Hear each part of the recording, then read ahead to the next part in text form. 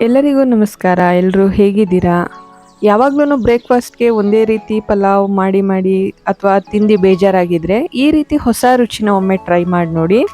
ನಾವು ಮಾಡೋ ಮಾಮೂಲಿಗೆ ಒಂದು ಸಿಂಪಲ್ ಆಗಿ ಒಂದು ಟ್ವಿಸ್ಟ್ ಕೊಟ್ಟರೆ ಈ ರೀತಿ ರುಚಿಯಾಗಿರ್ತಕ್ಕಂಥ ಪಲಾವ್ ಅಥವಾ ರೈಸ್ ಬಾತ್ ರೆಡಿ ಆಗುತ್ತೆ. ಇದನ್ನು ಹೇಗೆ ಮಾಡೋದು ಅಂತ ಹೇಳಿ ಇವತ್ತಿನ ವಿಡಿಯೋದಲ್ಲಿ ನೋಡೋಣ.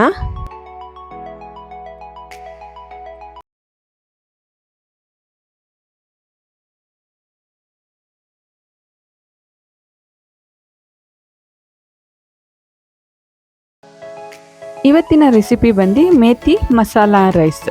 ಇದನ್ನು ಮಾಡೋದಕ್ಕೆ ಮೊದಲನೇದಾಗಿ ನಾವು ಒಂದು ಮಸಾಲೆನ ರುಬ್ಕೊಬೇಕಾಗುತ್ತೆ. ಅದಕ್ಕೆ ನಾನಿಲ್ಲಿ ಒಂದು ಪ್ಯಾನ್ಗೆ 2 ಸ್ಪೂನಷ್ಟು ಆಯಿಲ್ನ ಹಾಕ್ತಾ ಇದ್ದೀನಿ. ನೀವು ಇದಕ್ಕೆ ರೆಗ್ಯುಲರ್ ಎಣ್ಣೆನಾದರೂ ಉಪಯೋಗಿಸ್ಬೋದು ಅಥವಾ ತೆಂಗಿನೆಣ್ಣೆ ಕೂಡ ಆದರೂ ಹಾಕೊಬೋದು. ಈಗ ಇದಕ್ಕೆ ನಾನು ಒಂದು 3ರಿಂದ 4 ಪೀಸಷ್ಟು ಚಕ್ಕೆನ ಸೇರಿಸ್ತಾ ಇದ್ದೀನಿ. ಅದ್ರ ಜೊತೆಗೇ ಒಂದು 3ರಿಂದ 4 ಲವಂಗ ಕೂಡ ಹಾಕ್ತಾ ಇದ್ದೀನಿ. ಜೊತೆಗೆ 1-2 ಏಲಕ್ಕಿನೂ ಕೂಡ ಹಾಕೊತಾ ಇದ್ದೀನಿ. ನೆಕ್ಸ್ಟ್ ಅದಕ್ಕೆ ಸ್ವಲ್ಪ ಒಂದು 3ರಿಂದ 4 ಮೆಣಸು ಕಾಳುಗಳನ್ನು ಕೂಡ ಸೇರಿಸ್ಕೊತಾ ಇದ್ದೀನಿ. ಈಗ ಇದಕ್ಕೆ ನಾನು ಒಂದು 1/4 ಟೇಬಲ್ ಸ್ಪೂನಷ್ಟು ಜೀರಿಗೆ ಕೂಡ ಸೇರಿಸ್ಕೊತಾ ಇದ್ದೀನಿ. ಹೀಗೆ ಎಲ್ಲ ಒಂದು ಸ್ವಲ್ಪ ಗರಂ ಮಸಾಲೆಗಳನ್ನೆಲ್ಲ ಹಾಕಾದ್ಮೇಲೆ ಇದಕ್ಕೆ ನಾನು ಒಂದು ಅರ್ಧ ಸ್ಪೂನಷ್ಟು ಮೆಂತ್ಯನ ಹಾಕ್ತಾ ಇದ್ದೀನಿ. ಮೆಂತ್ಯ ಕಾಳು ಇದೇನೇ ಇದಕ್ಕೆ ಮೇನ್ ಇಂಗ್ರೀಡಿಯೆಂಟ್. ಈ ರೈಸ್ ಬಾತಿಗೆ ಇದ್ರದ್ದೇನೆ ಟೇಸ್ಟು. ಈ ರೀತಿ ಮೆಂತ್ಯ ಎಲ್ಲ ಹಾಕಾದ್ಮೇಲೆ ಚೆನ್ನಾಗಿ ಫ್ರೈ ಮಾಡಿ ಇದಕ್ಕೆ 1 ಸ್ಪೂನಷ್ಟು ನಾನು ಧನಿಯಾನ ಆ್ಯಡ್ ಮಾಡ್ತಾ ಇದ್ದೀನಿ. ಈ ಧನಿಯಾ ಜೊತೆಗೇ ಸ್ವಲ್ಪ 4ರಿಂದ 5 ಬ್ಯಾಡಗಿ ಮೆಣಸಿನ್ಕಾಯಿನೂ ಕೂಡ ಹಾಕ್ತಾ ಇದ್ದೀನಿ. ಹಾಗೆಯೇ ಇದಕ್ಕೆ ಖಾರಕ್ಕೆ ನಾನಿಲ್ಲಿ 1-2 ಗುಂಟೂರು ಮೆಣಸಿನ್ಕಾಯಿನೂ ಹಾಕ್ಕೊತಾ ಇದ್ದೀನಿ. ಅಂದರೆ ನಿಮಗೆ ಖಾರ ಜಾಸ್ತಿ ಬೇಕು ಅಂತ ಹೇಳಿದ್ರೆ ಗುಂಟೂರು ಮೆಣಸಿನ್ಕಾಯಿನ ಇನ್ನೂ 1-2 ಆದ್ರೂ ಜಾಸ್ತಿ ಹಾಕ್ಕೊಬೋದು. ನಾನು ಮಾಡ್ತಾ ಇರೋ ರೈಸಿಗೆ ಇಷ್ಟು ಖಾರ ಸಾಕಾಗುತ್ತೆ. ಇದೆಲ್ಲ ಹಾಕಾದ್ಮೇಲೆ ಇದನ್ನು ಚೆನ್ನಾಗಿ ಒಂದ್ಸಲ ಫ್ರೈ ಮಾಡ್ಕೊಳ್ಳಿ. ನೆಕ್ಸ್ಟ್ ಇದಕ್ಕೆ ನಾನು ಒಂದು 1/4 ಕಪ್ಪಷ್ಟು ತೆಂಗಿನಕಾಯಿನ ಸೇರಿಸ್ತಾ ಇದ್ದೀನಿ. ಈ ರೀತಿ ಕಟ್ ಮಾಡ್ಕೊಂಡಿರೋಂಥ ತೆಂಗಿನಕಾಯಿನ ಹಾಕಿ ಇದನ್ನು ಕೂಡ ಎಣ್ಣೆಯಲ್ಲಿ ಸ್ವಲ್ಪ ಹೊತ್ತು ಫ್ರೈ ಮಾಡ್ಕೊಳ್ಳಿ. ಈ ರೀತಿ ಇದೆಲ್ಲ ಫ್ರೈ ಆದಮೇಲೆ ಮಸಾಲೆಗಳು ಇದಕ್ಕೆ ನಾನು 1 ಈರುಳ್ಳಿನ ಹಾಕ್ತಾ ಇದ್ದೀನಿ. ಈರುಳ್ಳಿನೂ ಹಾಕಾದ್ಮೇಲೆ ಅದನ್ನು ಕೂಡ ಚೆನ್ನಾಗಿ ಹುರ್ಕೊಳ್ಳಿ. ಈಗ ಈರುಳ್ಳಿ ಸ್ವಲ್ಪ ಅದು ಕಲರ್ ಚೇಂಜ್ ಆಗಿ ಸಾಫ್ಟ್ ಆದಮೇಲೆ ಇದಕ್ಕೆ ನಾನು 2 ಟೊಮೆಟೊನ ಹಾಕ್ತಾ ಇದ್ದೀನಿ. ಈ ಟೊಮೆಟೊನು ಕೂಡ ಎಣ್ಣೆಯಲ್ಲಿ ಚೆನ್ನಾಗಿ ಫ್ರೈ ಮಾಡ್ಕೊಬೇಕು. ಇದಕ್ಕೆ ಸ್ವಲ್ಪ ಒಂದು 1/4 ಟೇಬಲ್ ಸ್ಪೂನಷ್ಟು ಅರಿಶಿನ ಪುಡಿನೂ ಕೂಡ ಸೇರಿಸ್ಕೊತಾ ಇದ್ದೀನಿ.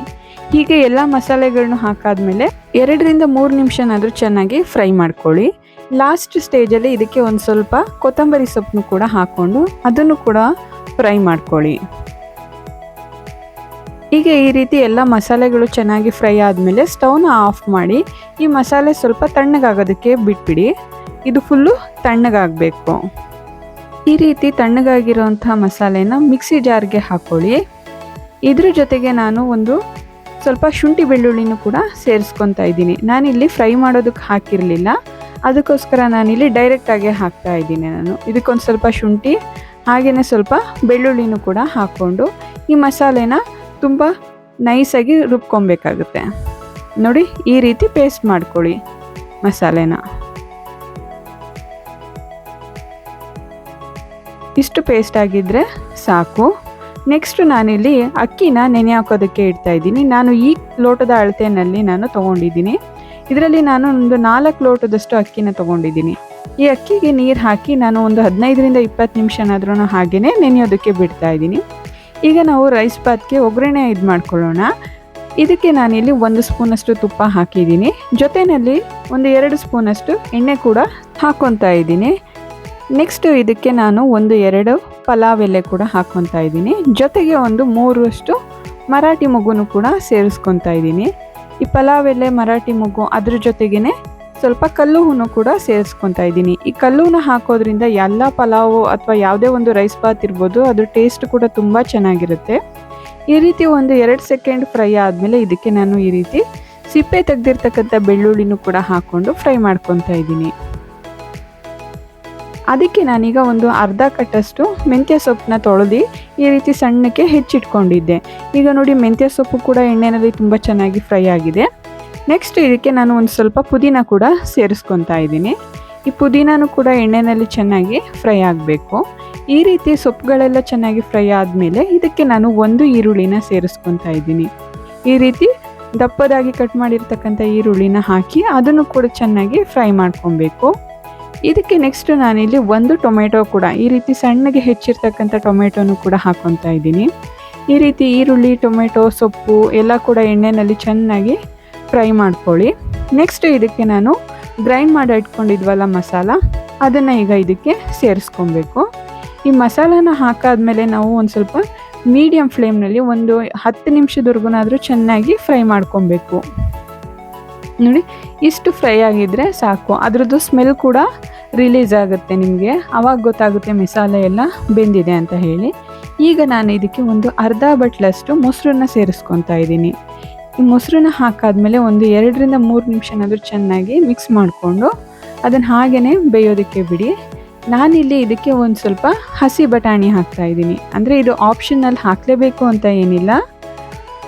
ಈ ರೀತಿ ಬಟಾಣಿನೆಲ್ಲ ಹಾಕಾದ್ಮೇಲೆ ಅದನ್ನು ಕೂಡ ಸ್ವಲ್ಪ ಮಸಾಲೆ ಹಿಡಿಯೋವರೆಗೂ ಕೂಡ ಹಾಕ್ಕೊಂಡು ಬೇಯಿಸ್ಕೊಳ್ಳಿ.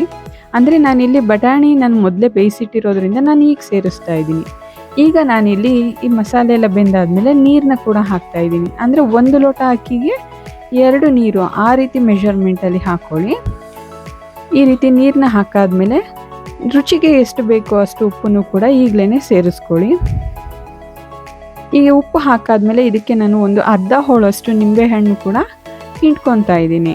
ಈ ರೀತಿ ನಿಂಬೆಹಣ್ಣು ಹಾಕಾದ್ಮೇಲೆ ಒಂದ್ಸಲ ಎಲ್ಲನೂ ಕ್ಲೀನಾಗಿ ಮಿಕ್ಸ್ ಮಾಡಿ ಇದೊಂದು ಸ್ವಲ್ಪ ಹೊತ್ತು ಕುದಿಯೋದಕ್ಕೆ ಬಿಡಬೇಕು. ನೋಡಿ, ಈಗ ಇದು ಕುದೀತಾ ಇರಬೇಕಾದ್ರೆ ನಾವು ಆಗಲೇ ನೆನೆಯೋದಕ್ಕೆ ಇಟ್ಟಿದ್ವಲ್ಲ ಅಕ್ಕಿ, ಅದನ್ನು ನಾನೀಗ ಸೇರಿಸ್ಕೊತಾ ಇದ್ದೀನಿ. ಈ ರೀತಿ ಅಕ್ಕಿ ಎಲ್ಲ ಸೇರಿಸ್ಕೊಂಡಾದ್ಮೇಲೆ ಒಂದ್ಸಲ ಕ್ಲೀನಾಗಿ ಮಿಕ್ಸ್ ಮಾಡಿ ಮೀಡಿಯಮ್ ಫ್ಲೇಮ್ನಲ್ಲಿ ಒಂದು ಲಿಡ್ನ ಕ್ಲೋಸ್ ಮಾಡಿ ಹಾಗೆಯೇ ಬೇಯೋದಕ್ಕೆ ಬಿಡಿ. ಅಂದರೆ ಮಧ್ಯ ಮಧ್ಯ ಒಂದ್ಸಲ ಲಿಡ್ನ ತೆಗ್ದು ಒಂದ್ಸಲ ಮಿಕ್ಸ್ ಮಾಡ್ಕೊತಾ ಇರಿ. ನೋಡಿ, ಈಗ ನೀರು ಲೆವೆಲ್ ಕೂಡ ಸ್ವಲ್ಪ ಕಡಿಮೆ ಆಗ್ತಾ ಇದೆ. ನೋಡಿ, ಈಗ ಫುಲ್ಲು ನೀರೆಲ್ಲ ಸ್ವಲ್ಪ ಕಡಿಮೆ ಆಗಿದೆ. ಈಗ ನಾನು ಅದನ್ನು ಹಾಗೆಯೇ ಲಿಡ್ ಕ್ಲೋಸ್ ಮಾಡಿ ಡೈರೆಕ್ಟ್ ದಮ್ ಹಾಕೋದಕ್ಕೆ ಬಿಡ್ತಾ ಇದ್ದೀನಿ. ಕೊನೆಯಲ್ಲಿ ಸ್ವಲ್ಪ ಪುದೀನ ಹಾಕಿ ಈ ರೀತಿ ದಮ್ ಹಾಕಿ ಒಂದು 1/4 ಗಂಟೆನಾದರೂ ಇದನ್ನು ಹಾಗೆಯೇ ಬಿಟ್ಟರೆ ಈ ರೀತಿ ಪಲಾವ್ ರೆಡಿ ಆಗುತ್ತೆ. ನೀವು ಕೂಡ ಈ ರೆಸಿಪಿನ ಮನೆಯಲ್ಲಿ ಟ್ರೈ ಮಾಡಿ. ಟೇಸ್ಟ್ ಮಾತ್ರ ತುಂಬ ಚೆನ್ನಾಗಿ ಬರುತ್ತೆ. ಯಾವಾಗಲೂ ಒಂದೇ ರೀತಿ ಪಲಾವ್ ಮಾಡಿದರೆ ಈ ರೀತಿ ಮೆಂತ್ಯದಲ್ಲಿ ಪಲಾವ್ ಮಾಡಿ ನೋಡಿ. ಇದ್ರ ಟೇಸ್ಟಿಗೆ ನೀವು ಕೂಡ ತುಂಬ ಇಷ್ಟಪಡ್ತೀರಾ. ಈ ವಿಡಿಯೋ ಇಷ್ಟ ಆಗಿದರೆ ಲೈಕ್ ಮಾಡಿ, ಶೇರ್ ಮಾಡಿ, ಕಮೆಂಟ್ ಮಾಡಿ ತಿಳಿಸಿ ನನಗೆ ಹೇಗಿದೆ ಅಂತ ಹೇಳಿ. ಯಾರೆಲ್ಲ ನನ್ನ ಚಾನಲ್ನ ಸಬ್ಸ್ಕ್ರೈಬ್ ಮಾಡ್ಕೊಂಡಿಲ್ಲ, ಸಬ್ಸ್ಕ್ರೈಬ್ ಮಾಡ್ಕೊಳ್ಳಿ.